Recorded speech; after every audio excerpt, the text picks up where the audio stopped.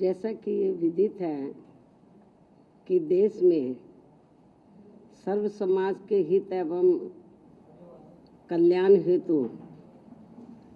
सर्वजन हिताय व सर्वजन सुखाय एवं देश के निर्माण के पवित्र उद्देश्यों के लिए परम पूज्य बाबा साहब डॉक्टर भीमराव अम्बेडकर ने अपने आजीवन अथक संघर्षों के अनुभवों के आधार पर भारत को जो हर मामले में मानवतावादी बेहतरीन संविधान दिया है, तो उसका केंद्र में रही सत्ता के दौरान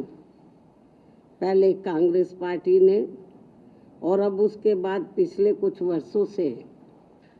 सत्ता में बीजेपी के नेतृत्व में चल रही एनडीए की सरकार के लोगों ने भी देश के करोड़ों देशवासियों के लिए व्यापक जन व देश हित में कभी भी इस पर अपनी पूरी ईमानदारी व निष्ठा से अमल नहीं किया है, बल्कि इन दोनों ही पार्टियों ने तथा इनके समर्थकों ने भी ज़्यादातर अपनी अपनी पार्टी की विचारधारा, सिद्धांतों एवं अपने राजनीतिक स्वार्थ के तहत संविधान में समय समय पर काफ़ी गैर जरूरी परिवर्तन भी कर दिए हैं, जिसकी देश में एकमात्र अम्बेडकरवादी बीएसपी पार्टी कड़े शब्दों में निंदा करती है, क्योंकि देश के बहुजनों में से खासकर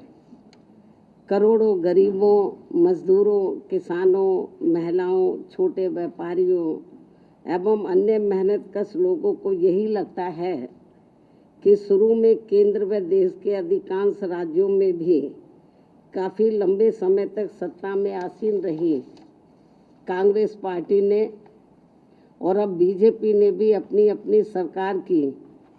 गलत नीतियों एवं जन विरोधी चाल चरित्र व चेहरे को छिपाने तथा लोगों का ध्यान उन पर से हटाने के लिए ही अब ये ऐसी चालें ही चलती रहती हैं, जिनका क्रम न केवल आज भी जारी है, बल्कि इन मामलों में अक्सर कांग्रेस व बीजेपी ये दोनों पार्टियां अंदर अंदर एक होकर आपस में ही मिली रहती हैं और इनकी सभी अपनी गलत नीतियों एवं कार्यक्रम जनता पर जबरन थोपने व संविधान संशोधन आदि मामलों में ये दोनों पार्टियां दिल में कुछ और, जुबान पर कुछ और के दोहरे चरित्र वाली नीति अपनाकर अंदर अंदर एक हो जाती है। और इस संदर्भ में खासकर आरक्षण संबंधी अनेकों मामले देश के दलितों, आदिवासियों व अन्य पिछड़े वर्गों के लोगों के सामने अभी भी ताज़ा है, जिससे स्पष्ट तौर पर इन वर्गों के साथ साथ जन व देश हित भी प्रभावित होता है और देश की ज्वलंत समस्याएं जनता को दुखी एवं त्रस्त व उनके जीवन को लगातार लाचार और कष्टदायी बनाती रहती हैं, जबकि इन पार्टियों को अपने संकीर्ण विचार एवं राजनीतिक स्वार्थ से ऊपर उठकर आमजन व देश हित में संविधान व उसके मानवतावादी उद्देश्यों के साथ बिल्कुल भी छेड़छाड़ नहीं करना चाहिए, ताकि अपने भारतीय संविधान की पवित्रता हमेशा बरकरार बनी रहे। किंतु इन दोनों पार्टियों व इनकी सहयोगी पार्टियों के भी स्वभाव व कार्यकलापों आदि से साफ जाहिर होता है कि ये सभी पार्टियां अंदर अंदर आपस में मिलकर बाबा साहब डॉक्टर भीमराव अम्बेडकर द्वारा निर्मित किए गए समता मूलक व अति कल्याणकारी संविधान को बदलकर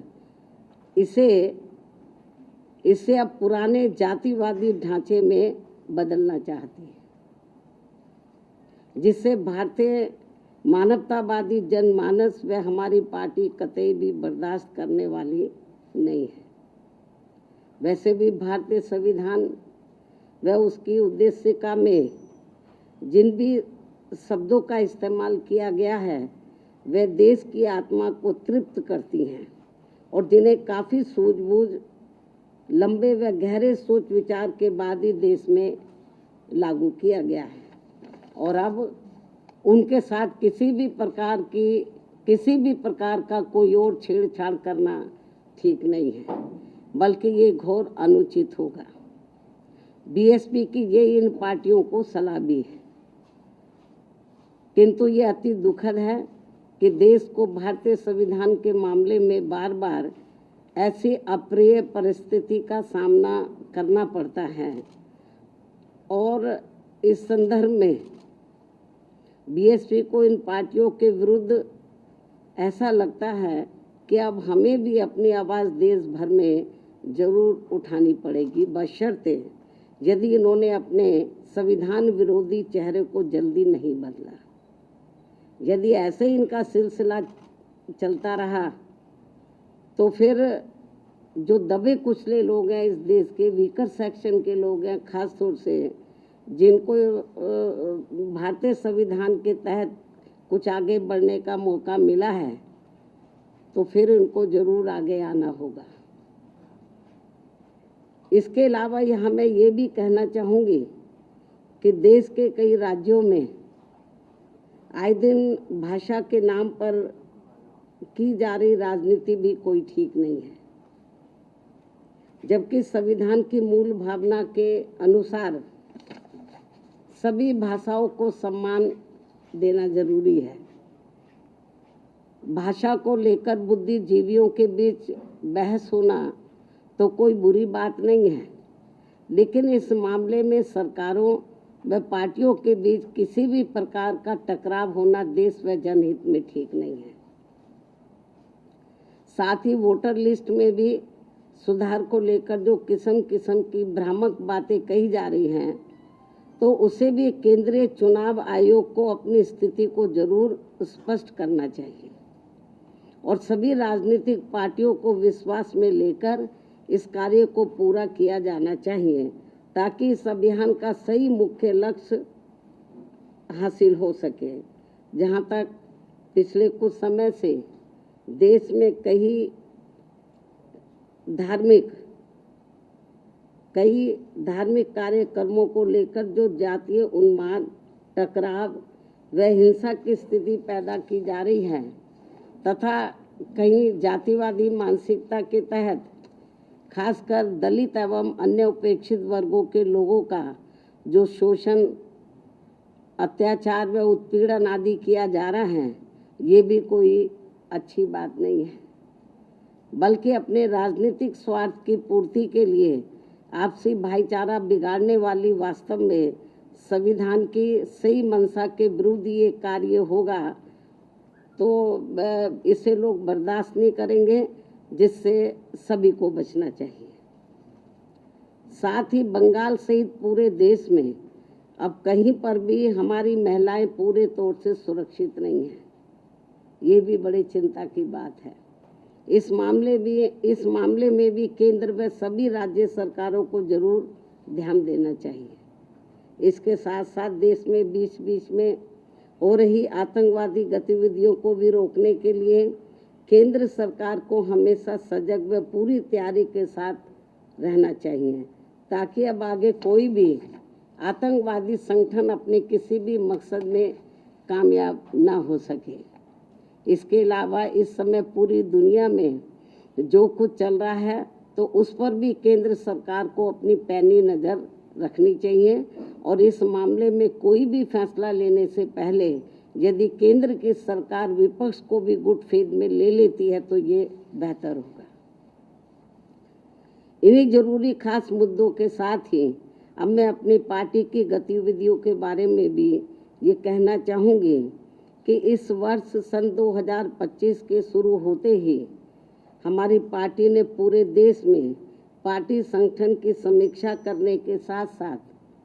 इस दौरान सभी स्तर की कमेटियों के गठन करने की तरफ भी विशेष ध्यान दिया है। और इस संबंध में मैंने इस वर्ष 29 जनवरी को दिल्ली पार्टी केंद्र कार्यालय में और 2 मार्च को लखनऊ पार्टी प्रदेश कार्यालय में तथा पिछले महीने दिनांक 18 मई को पुणे दिल्ली में पार्टी की ऑल इंडिया की बैठक बुलाई थी, जिसमें उन्हें जरूरी दिशा निर्देश भी दिए गए, जिसकी काफ़ी कुछ जानकारी मीडिया बंधुओं को भी मेरे ट्वीट व प्रेस नोट आदि के जरिए मिलती रही है, जिन्हें मैं यहाँ फिर से दोहराना नहीं चाहती हूँ। इतना ही नहीं बल्कि इस मामले में यूपी व उत्तराखंड स्टेट की तथा अन्य राज्यों की भी बीच बीच में दिल्ली व लखनऊ में भी अलग अलग से मेरी बैठकें होती रही हैं। और वैसे भी ये सिलसिला तब तक चलता रहेगा जब तक पूरे देश में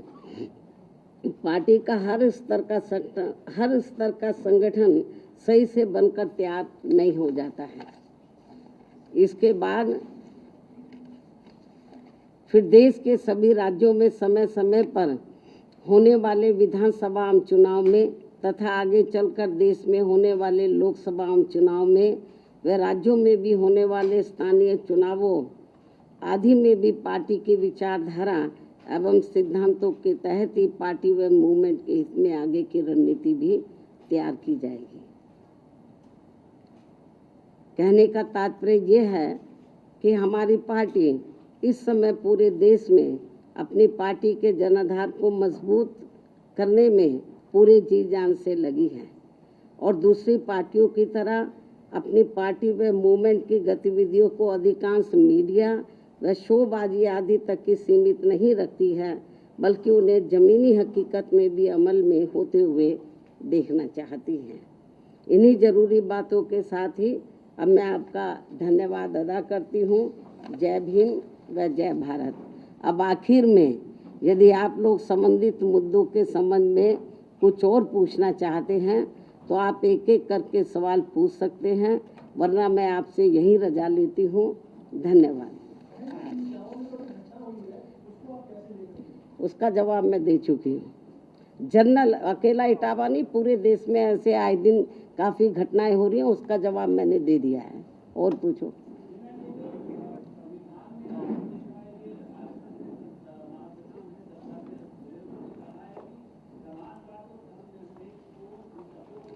इस संबंध में मैंने ये कहा है कि भारतीय संविधान की जो मूल भावना उद्देश्य है, जो भी कुछ प्रस्तावना में जो भी कुछ अंकित किया गया है, दर्शाया गया है, उसको ध्यान में, उसके साथ कोई छेड़छाड़ नहीं होना चाहिए। अब आरएसएस के लोग क्या कहते हैं, बीजेपी वाले लोग क्या कहते हैं, कांग्रेस के लोग क्या कहते हैं, मुझे उसके बारे में कुछ नहीं कहना। लेकिन भारतीय संविधान के साथ यदि किसी भी प्रकार का किसी छेड़छाड़ किया जाएगा भारतीय संविधान के उद्देश्यों के साथ, तो हमारी पार्टी चुप नहीं बैठेगी। हमारी पार्टी इसके विरोध में मैदान में जरूर सड़कों पर उतरेगी। अभी हम सब इनके ऊपर पैनी नज़र रखे हुए हैं। ठीक है फिर।